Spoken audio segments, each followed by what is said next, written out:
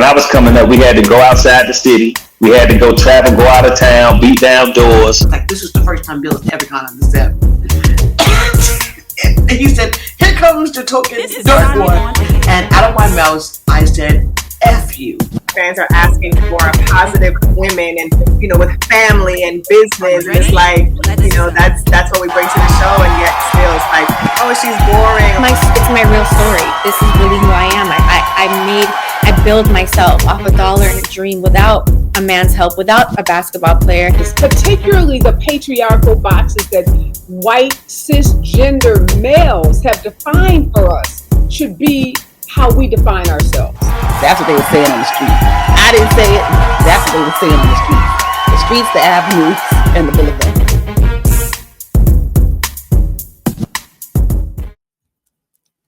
Hey. You're now tuned into another amazing edition of Sanya on Air. I'm your host, Sanya Hudson-Payne, and I know I've been gone for a minute. I had to get my life together because you know how life just be lifing, child. So you know what I'm going to do? I'm going to give myself a round of applause for pulling through. Won't it do it? And it'll do it for you too. So hit the round of applause for me while I let it marinate.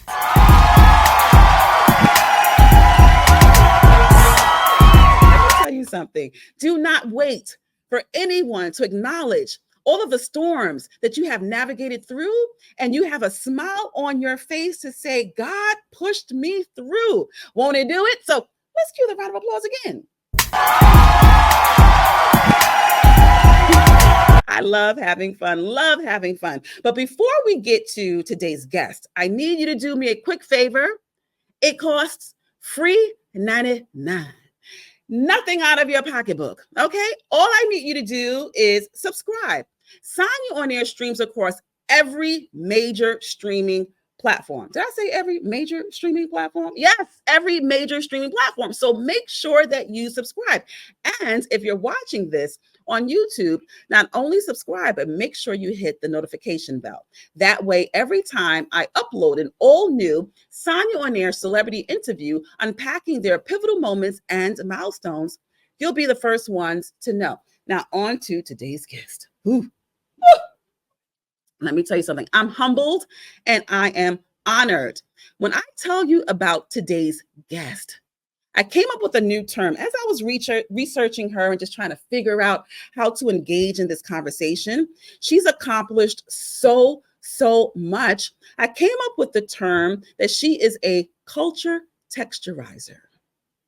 A culture texturizer. Let me tell you what that means. What that means is this personality, this icon, this living legend, she has added layers.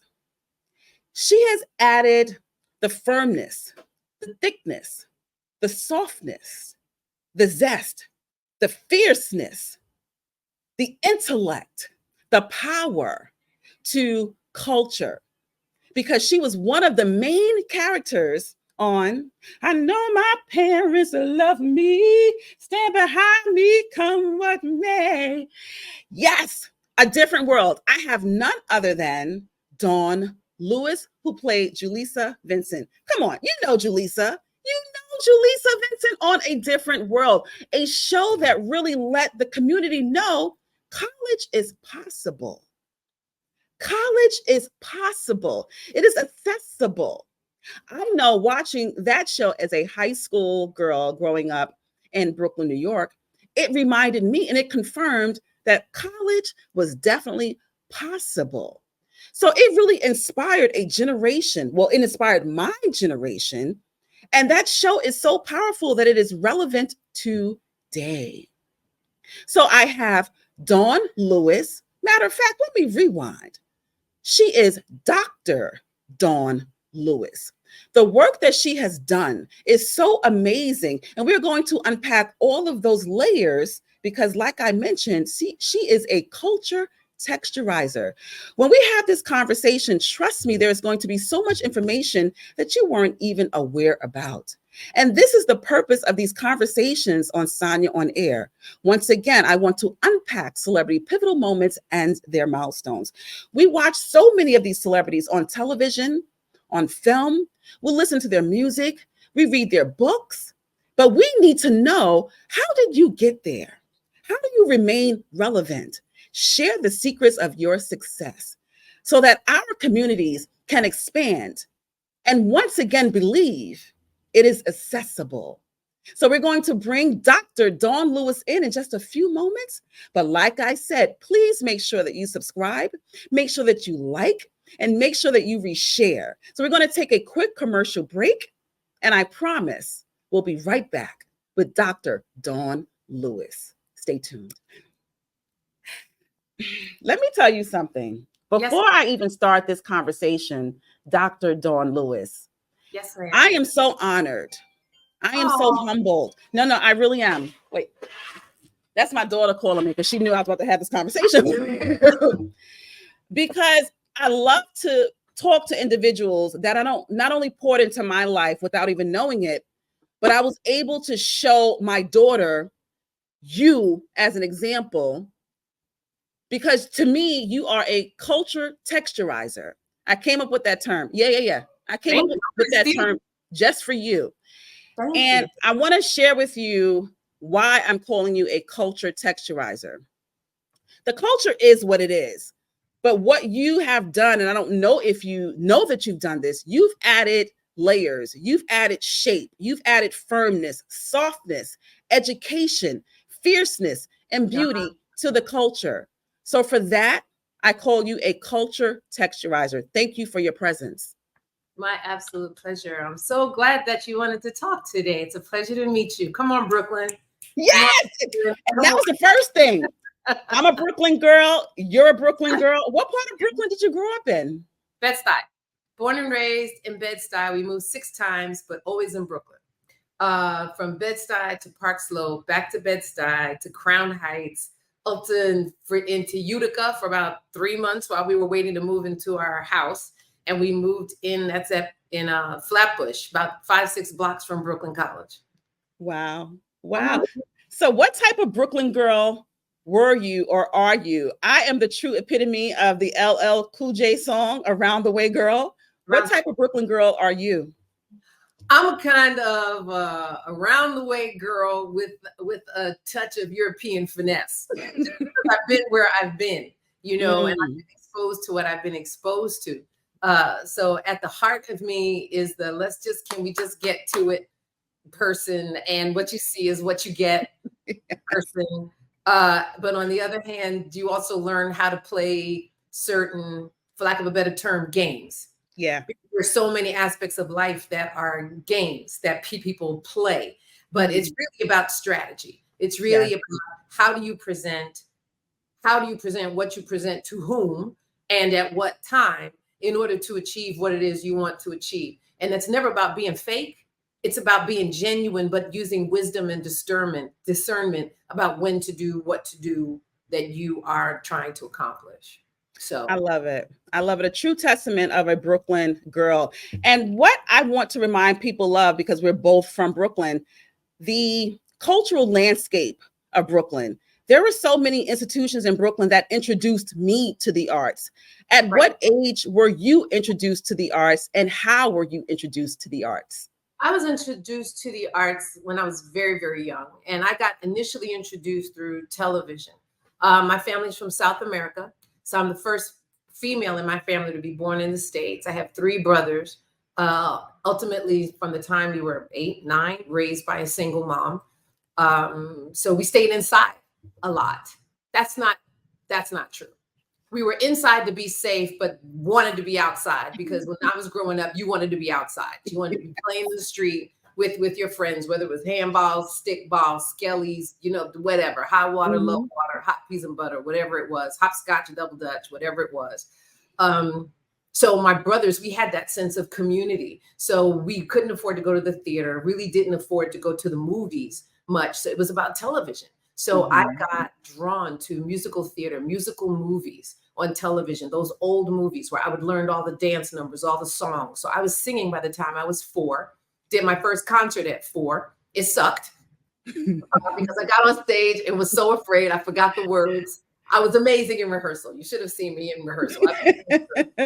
But when I got on stage in front of all the people, I froze. My first introduction to major theater was the Brooklyn Academy of Music.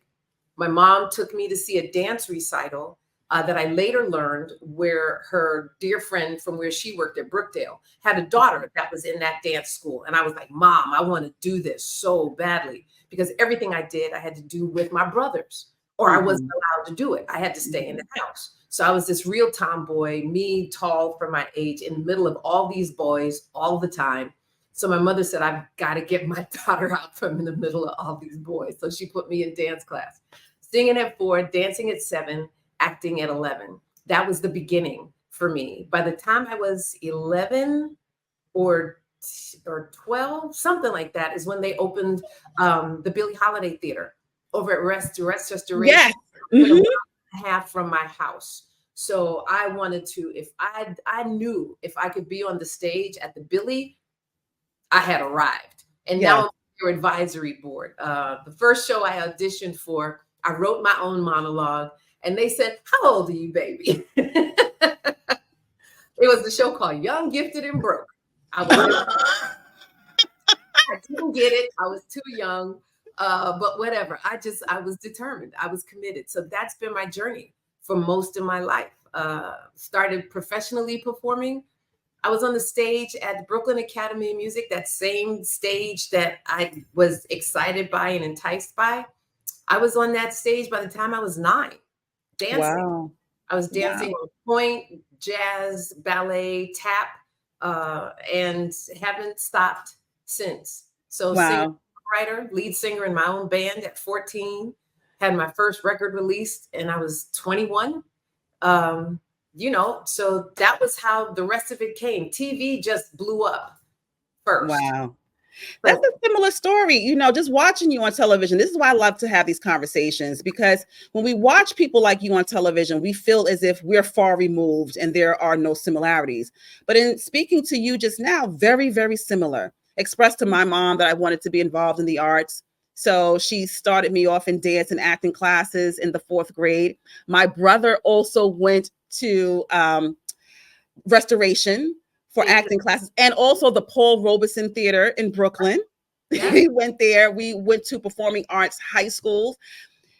Where did you went to PA? No, actually, I went to Talent Unlimited. Talent Unlimited, okay. Yes, because we had a traveling troupe section that Performing Arts LaGuardia didn't have.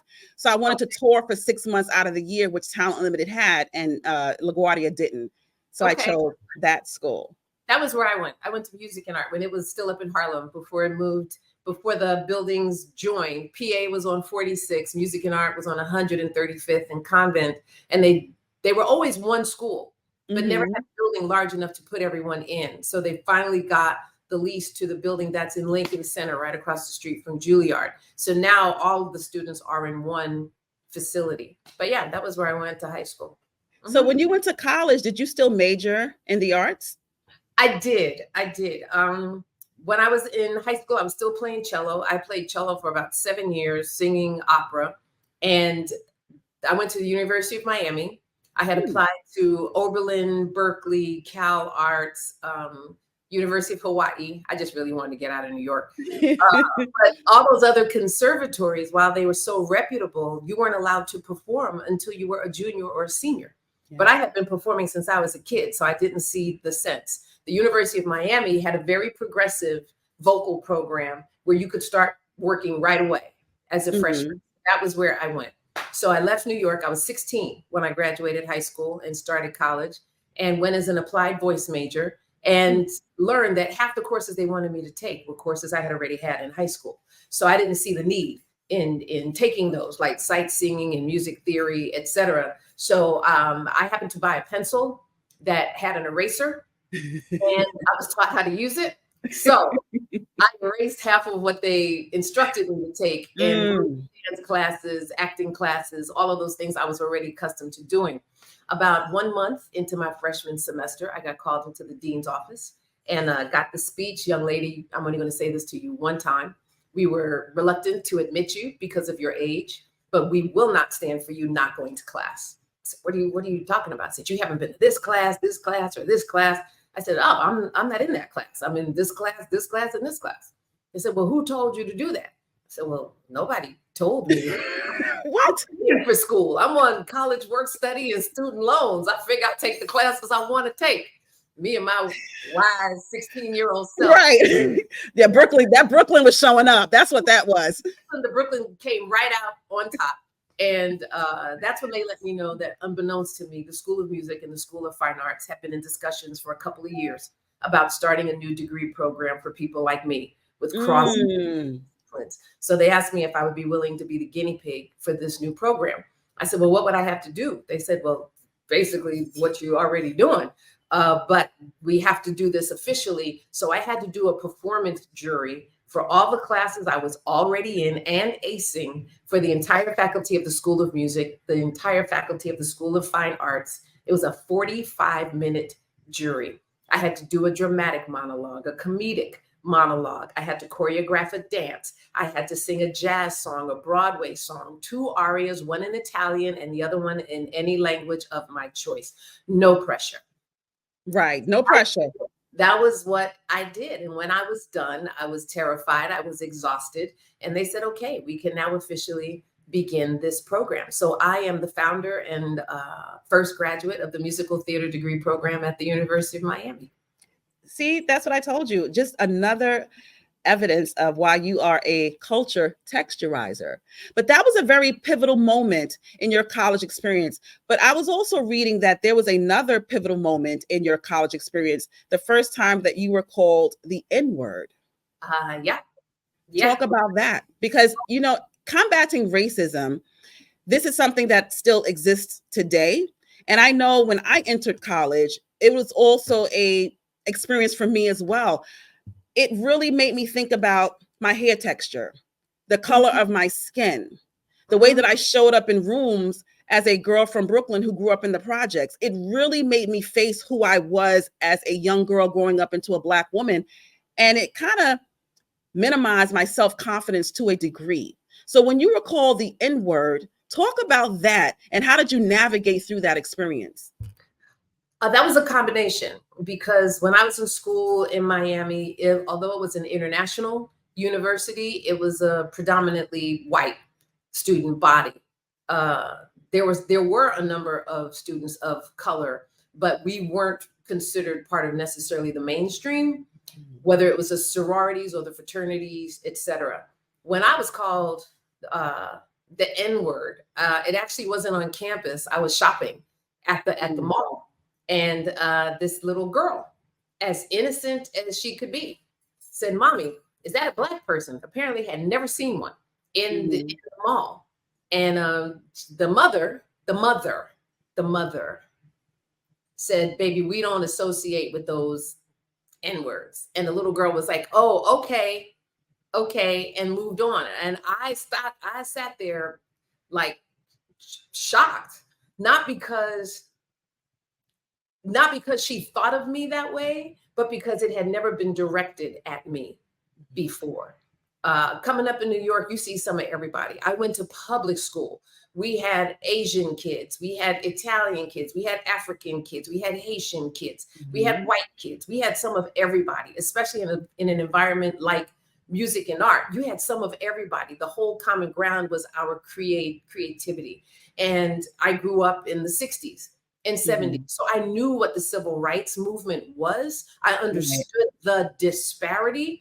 And it's not like I didn't know racism existed. Of course I knew it existed. But that was the first time it had been directed at me. Yeah. So I received it for the ignorance that it was.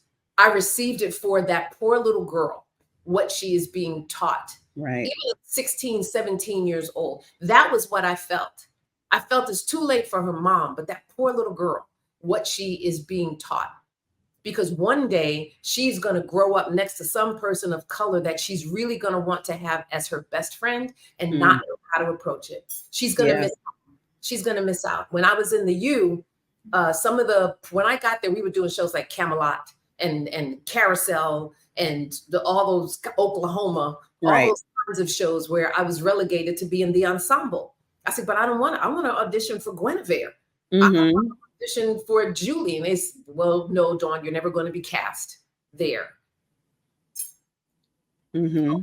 Because Yeah. the Ring Theater at the time was not, it's still not funded by the university. It's funded by the Friends of Theater, by subscriptions. So the paying donors decide what the curriculum will look like. But eventually they had to admit that some of the most talented students in the department were the students of color. Color. Yeah. The Yeah. end of my freshman year, myself and one of my professors, Dr. John Soliday, I will love him forever and appreciate him forever. We made history at the U when he cast me to play the lead role in No No Nanette. I was the first person of color to play a traditionally white role at the University of Miami. The cover of the Miami Herald that summer said, once you get over the fact that Dawnn Lewis is Black, you realize she's really quite talented. Go and see her in No No Nanette. Now, mind you, by the time I graduated, we were doing The Wiz. We were doing Equus. We were doing, Working. We were doing those kinds of shows that really supported the diversity that was in the program. So I'm really proud to have been a part of that growth. And now when you go to the U, they've got an amazing Black student government and union, and the fraternities and the sororities are thriving on the campus. And I'm just really glad that I was part of a foundational beginning for change and for awakening and for growth. That was never my intention. I just wanted to maximize my opportunity. School is expensive. Yes. Expensive. And that was where I chose to be. So it's like, well, if I'm gonna be here, I'm gonna make it worth my being here. And gratefully, through the 4 years that I was there, the school grew and learned, at least the department did. And I guess it spread throughout the university. So I'm very, very happy that happened and proud to have been a part of it. Yeah, what doesn't break us only makes us stronger. So you had an amazing foundation. You were able to optimize on your opportunities, high school, college. Right. Do you feel as if once you graduated from college, it further prepared you for professional work as an actress and singer? Were you really prepared? Absolutely. Because starting so young, you learn how to pay bills. You learn how to get your hustle on. You learn how to set yourself apart. And I learned that I set myself apart by doing my best and being my best, not necessarily being better than you, because you bring something special to the table. That's something that my mom and my grandmother instilled in me. They were always very impressed upon me that I have what I have and I do what I do by the grace of God. Yes. But just know that you're not the only one God is blessing. God is blessing everyone. So don't waste your energy or your time being jealous of someone else's blessings or outshine someone else's blessings. God is positioning us so that we can all shine, so that his kingdom and glory is revealed. Okay. Yes. So while you're trying to shine and be respected and be appreciated and be included, don't resent that in somebody else. We're all trying to do the same thing. So do what you do in order to walk successfully in your path. And please don't try to do it at the expense of someone else, because it's only going to come around to bite you in the butt. Yes. The truth is, a lot of folk don't like you just because everybody else likes you.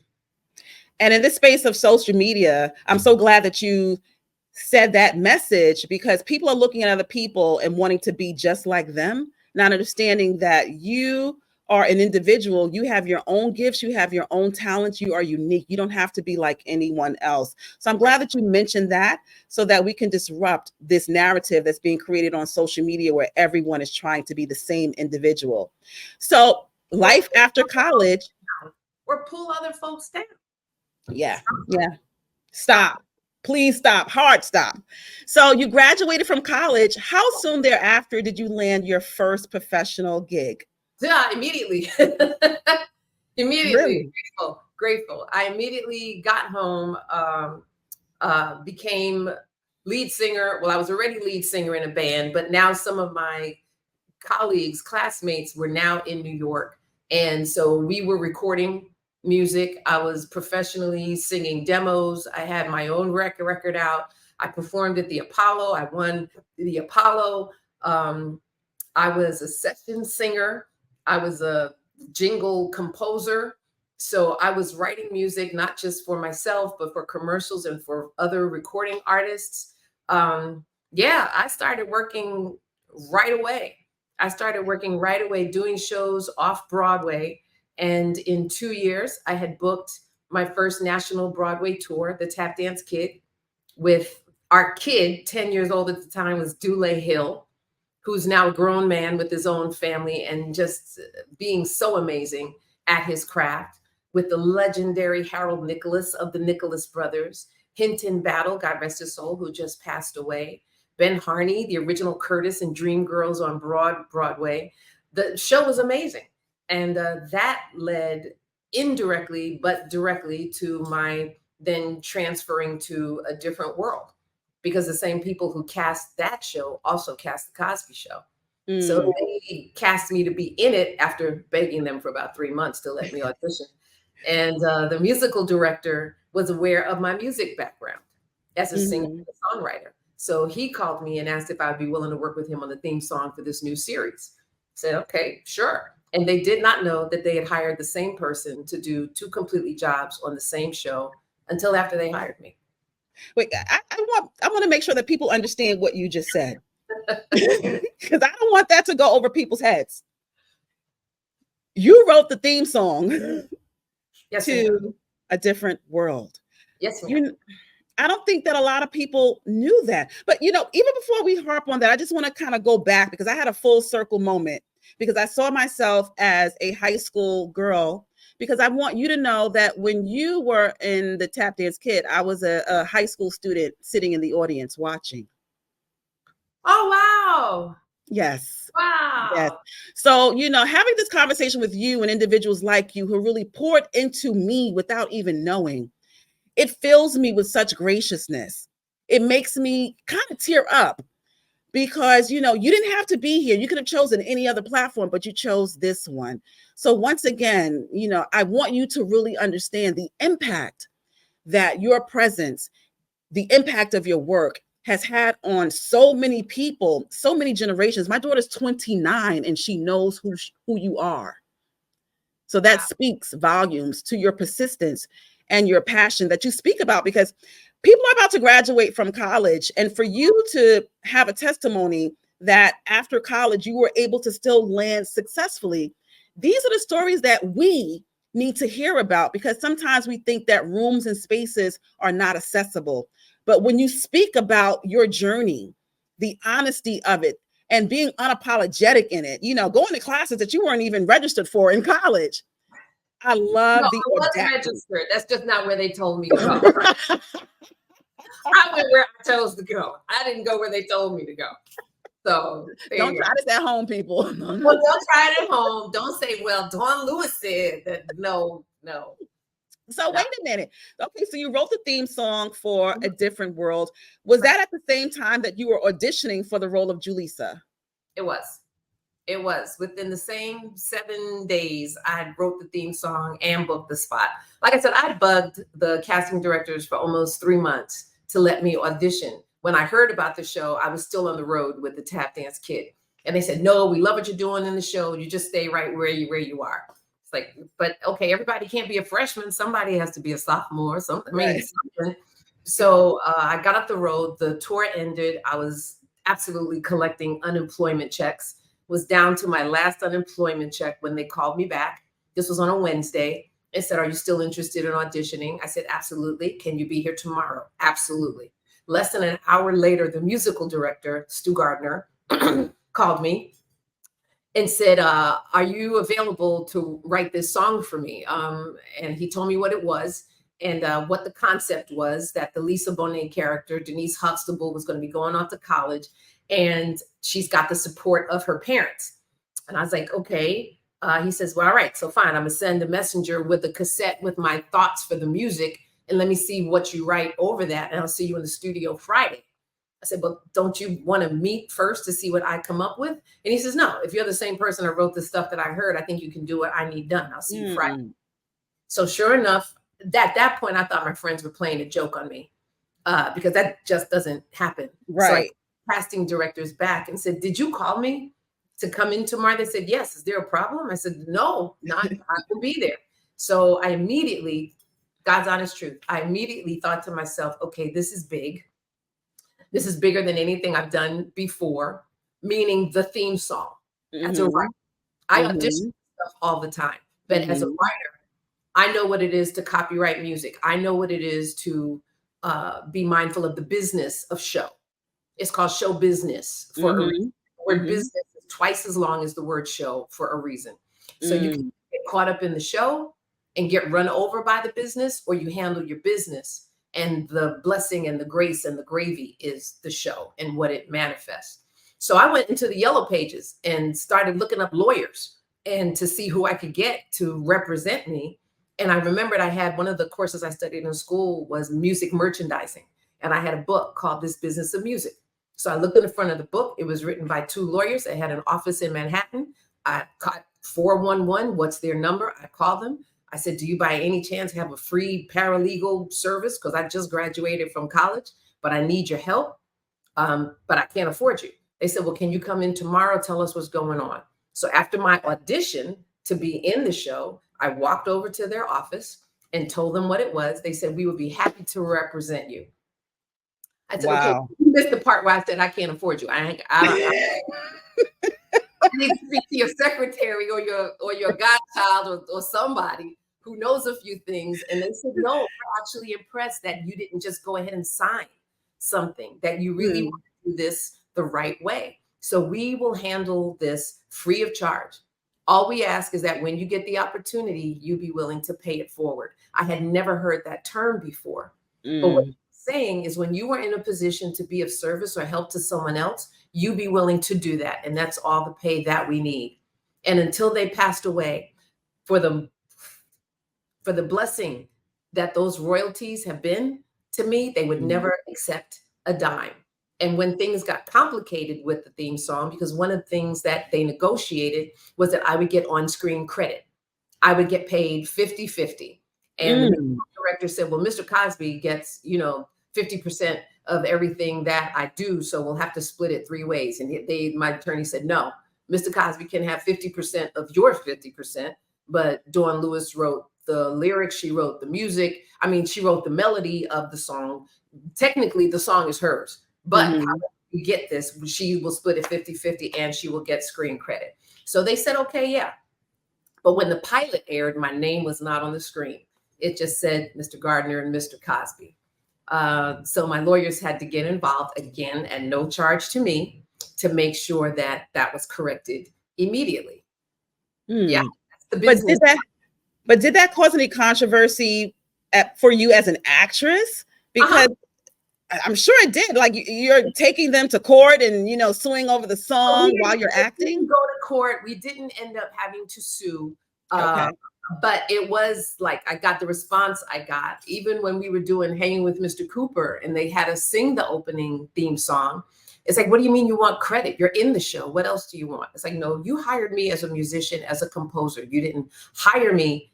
No, I'm sorry. You hired me as an actor. You didn't hire me as a musician, a composer, or a singer. That's a completely separate reality. So yes, and it's in my contract. So the attorney said, you know what, you take whatever time you need, but until then you are in breach of contract and can't use the theme song until you fix it. So it went from this could take months to it was fixed the next week. Wow.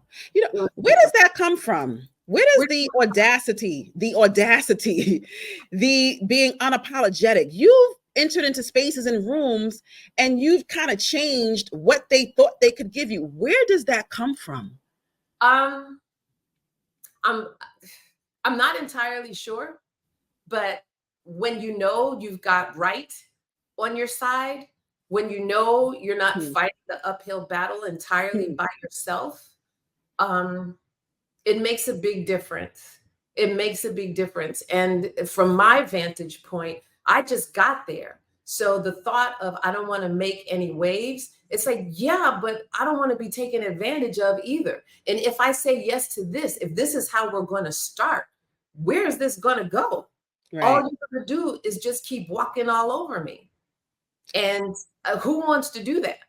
Who wants to do it? And I didn't. And it put me in a frame of mind for the remainder of my career. Even today, it's not necessarily the most popular position. Sometimes it gets you blackballed when you insist on being treated equitably. And And that's not even with any extras. That's not even with any gravy. That's like, come on now, y'all make billions and millions and billions of dollars, and you're gonna begrudge me what I work for? Seriously? While you pay someone else exponentially more for their participation, which isn't even as much as what I'm doing, but I'm supposed to suck it up and just be grateful to have a job. Come on. So that makes me think of another question when we talk about disparities within the industry. As an actress who is a woman of color, have you encountered other situations or experiences where there was a disparity in the way that you were treated, just based upon the color of your skin? And how did you navigate around that? You finish your contract and do what you can to get out. So I've done a few of those jobs. Okay. I've done a few of those jobs. You know, A Different World was a blessing and a real challenge. Being in that environment, a real challenge. Number 2 show on television, not number 2 Black show, not number 2 half-hour show. Between us and the Cosby Show, we went back and forth between number 1 and number 2 for almost 6 years straight. Our show, we were never nominated for an Emmy. We were never even invited to the Emmys to hand a trophy to somebody else. Never had a commercial, never had a billboard, never had an hour-long special. The love that we are getting now as we are going around to different places almost 40 years later is more than we ever saw than when we were actually on television. We knew the show was a success because of the ratings, but we weren't treated like a success. We weren't paid like a success. There were several shows that weren't as highly rated as ours that featured predominantly white casts that were paid exponentially more than we were. We were basically at that time treated like we should just be happy to have a job. Wow. And we can get some more y'all in here in a minute if you make too much noise. Yeah. But you see, things always come right on time, and you just got to trust in God's timing and not lean on your own understanding. So we've been seeing it all on social media, all on television, that the cast of A Different World is now getting the accolades and the awareness that they deserved back then. But there was a time where you didn't hear anything. Did you ever think that A Different World would now resurface to receive the attention today? Well, I wasn't anticipating it getting the attention that it's getting, us getting the reception that we're getting. But the mere fact that in 37 years, there's not been 1 hour of 1 day of 1 week of 1 month of 1 year that show has not been on television somewhere in the planet, and in several cases, multiple times a day, already speaks for itself. The fact that people still find it relevant, the fact that people still find it entertaining, the fact that I walked in, I was the keynote speaker at Harris Stowe University a week ago for their commencement, and I sat and took a picture in between 2 young ladies named Julissa who were graduating. The influence that the show has made, the impact, the empowerment that the show continues to give. That no longer surprises me. It's just a huge blessing. It is amazingly humbling when I see people of all generations, of different nationalities, singing the words to the theme song like it's a personal anthem. They know every single word. I got to tell you how emotional that is. We were just on The View not that long ago, and everyone in the audience was on their feet. Didn't matter what color, what age, what gender, singing the words out. And I started crying. They had to bring me tissues on the set because I wrote my personal story at 16 years old, leaving Brooklyn, going across the country with all I was empowered with were what the words and wisdom and traditions and warnings that were deposited in me by my mom and my grandmother and my teachers and my brothers. That's all I had. And it was, okay, go figure it out. And that was what I did. And that was what I wrote. I changed it slightly, to say that my parents loved me. But in my mind, my parents were my village, whether it was my mom, my grandmother, it wasn't my biological dad and my mom, although you learn lessons from everyone of what to do and what not to do. Yeah. And, that was all I was armed with. So to hear people sing those words out, it makes me emotional, but it doesn't change the realities of what happened back then. whether it was Different World or Hang with Mr. Cooper or any other job where it was just a real challenge. Sometimes it starts from the top down. Sometimes it happens right from side by the people who are supposed to be your friends, colleagues. It can be very, very interesting. It's a very interesting industry, the entertainment industry. But we're still here, and I continue to be grateful. Good. Yeah, you spoke about A Different World airing all the time. When I get dressed in the morning at 7:00 in the morning, I'm watching A Different World on TV1. I'm watching A Different World every single morning. Even now, I'm situated in a high school building, and I had a few high school students linger around because they was like, "You are not about to talk to Dawnn Lewis." I said, "Yes, I am." They were like, "We don't believe you." So I had them come in just for the introduction, and I had them leave. But everyone knows about this cultural phenomenon. The cast were amazing. Thank you. Were you able to develop strong relationships with the rest of your cast members on A Different World? Yes. Yeah. Some of them stronger than others. Everyone has succeeded so well. Everyone is continuing to thrive personally as well as professionally. I mean, as you can imagine, I'm closer to some than others. Back in the day, I'm not going to lie, some of it was a challenge because the goal of the producers from the top down was to divide and conquer, play us against each other. You know what I mean? That kind of, it was very interesting and unnecessary, which was, for me, a big part of the reason why I wanted to change shows. That was why I left A Different World to go over to Hang with Mr. Cooper. And that ended up actually being a more difficult environment. Yeah, because Hanging with Mr. Cooper, like we didn't see you after season 2. Nope. And for me, it just seemed as if the show took a different direction. I don't think that the network was ready to have 2 Black women living with a Black male and it just be a platonic relationship, and they wanted to kind of whitewash it and make it a more friendly show. Am I correct in assuming that? No, it was the Black version of Three's Company.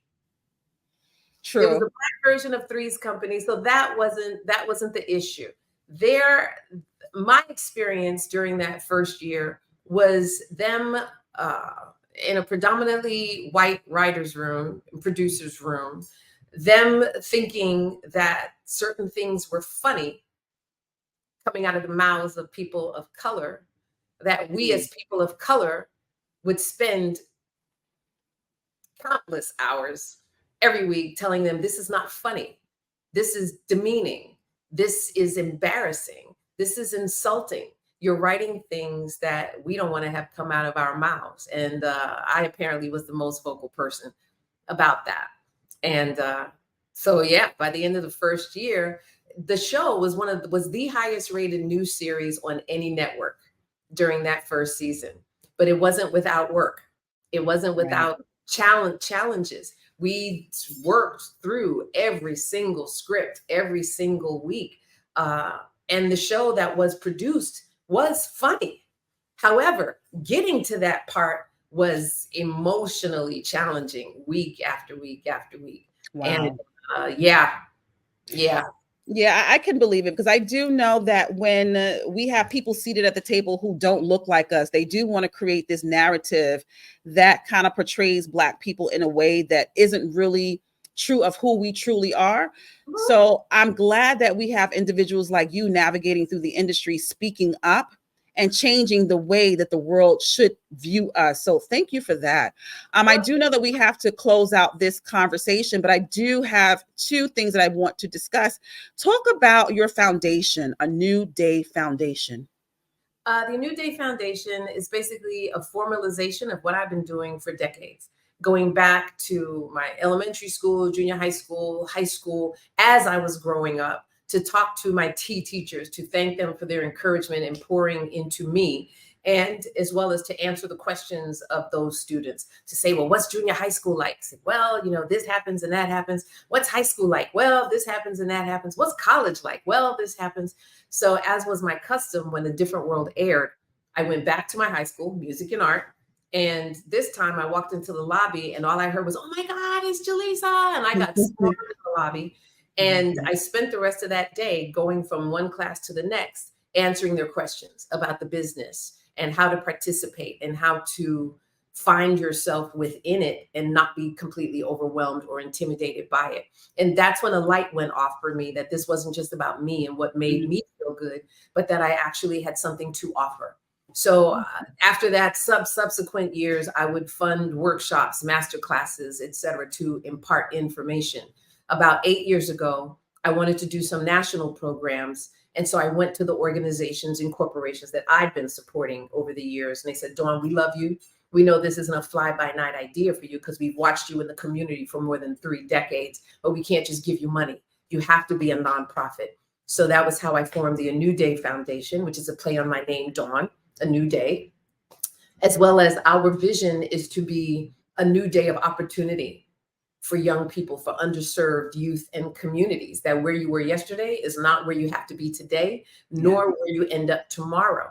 We want to be your new day of opportunity. So that's what we do. And everything we do free of charge. So all of our fundraising, every single dollar that anyone donates to us goes to providing the programs and the conferences and the materials, entrance fees, insurance, all of that for our participants. So all they have to do is register and commit to showing up. We feed them, we introduce them to different cultural and career opportunities that they're not normally exposed to. Everything from taking them camping or rodeo.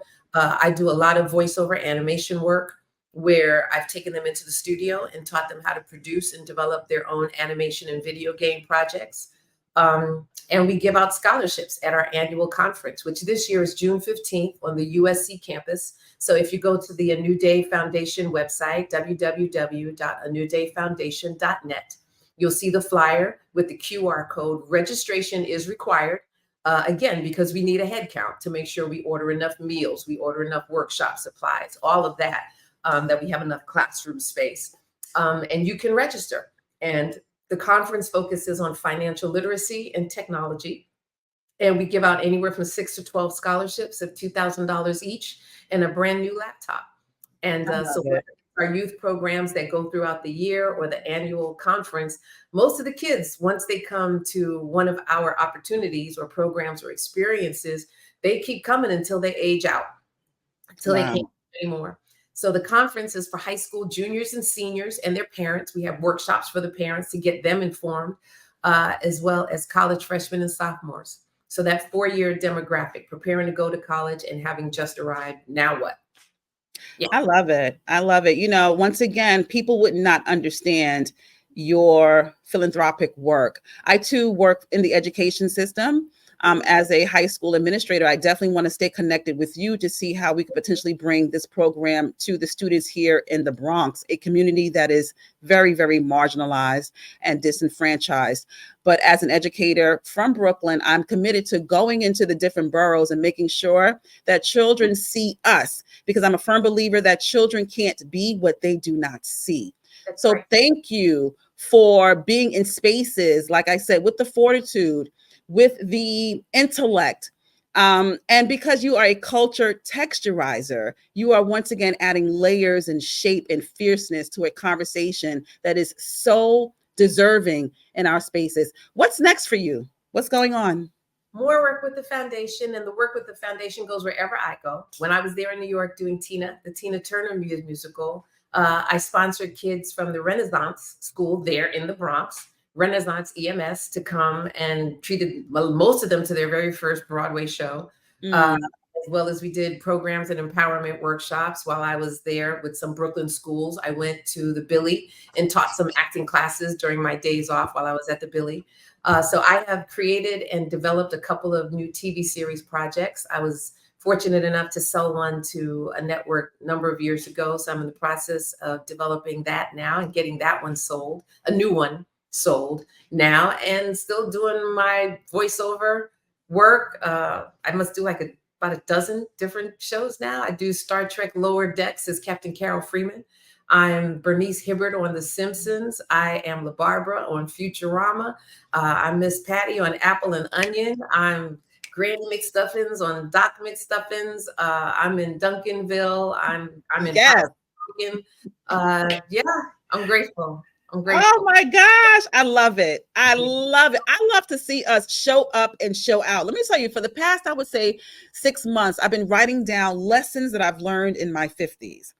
Okay. And I wanted to ask you about a lesson that you've learned, but doing my research, I came across a lesson that you learned. I will never show up and not show up. And everything that you talked about really explains how you have been showing up in spaces. Dr. Dawnn Lewis, please keep showing up in these spaces. Amen. Because we need you.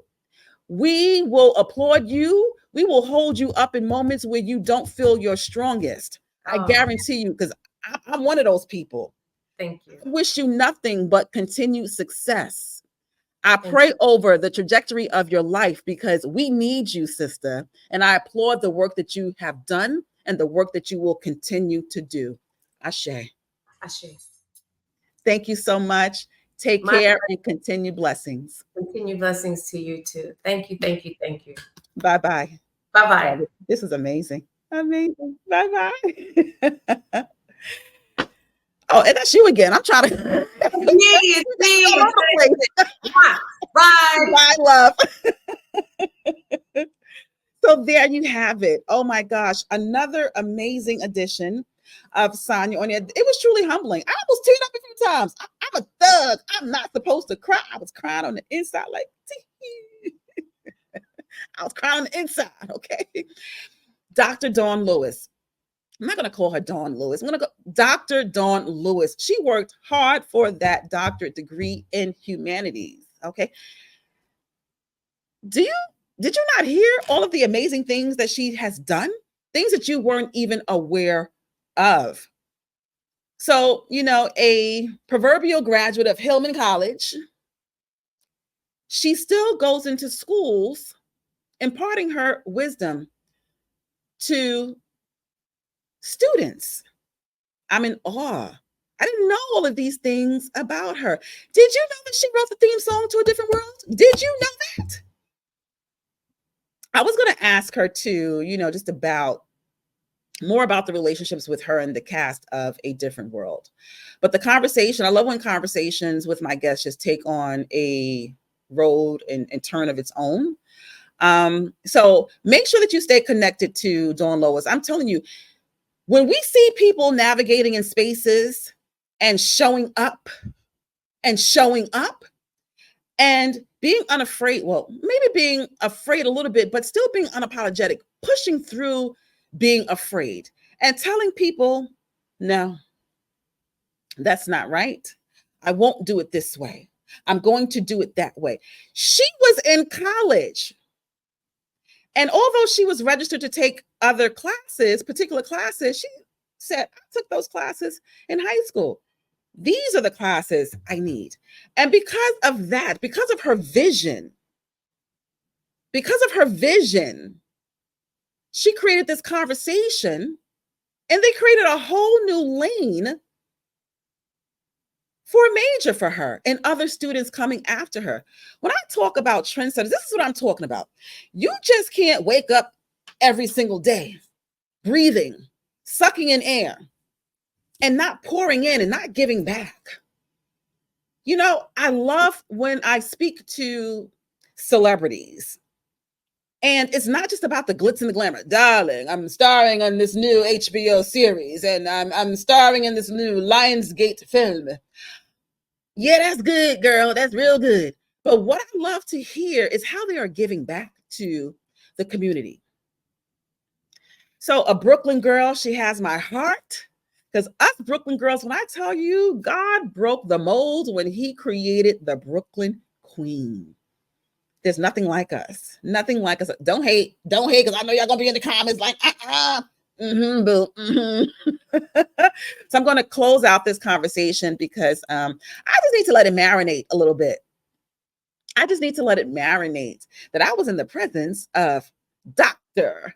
Dawnn Lewis. And I'm really going to connect with her, stay connected with Dr. Dawnn Lewis to see how I can get her program in additional high schools in the Bronx, Manhattan, Brooklyn, Queens, because it is so, so necessary and needed. A lot of you probably didn't even know that I'm an educator. I've been in education for about 25 years or something like that. And I'm committed. I'm committed to marginalized and disenfranchised communities because I do believe that children can't be what they do not see. So when you wake up every single day and you step out your front door, do something for someone else other than yourself. Okay? But I need you to do something for me right now. I need to make sure that you subscribe to Sanya on Air. Okay, let's put that there.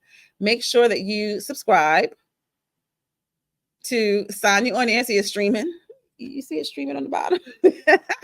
Make sure that you subscribe to Sanya on Air. Make sure you like, make sure you share, make sure you leave a comment.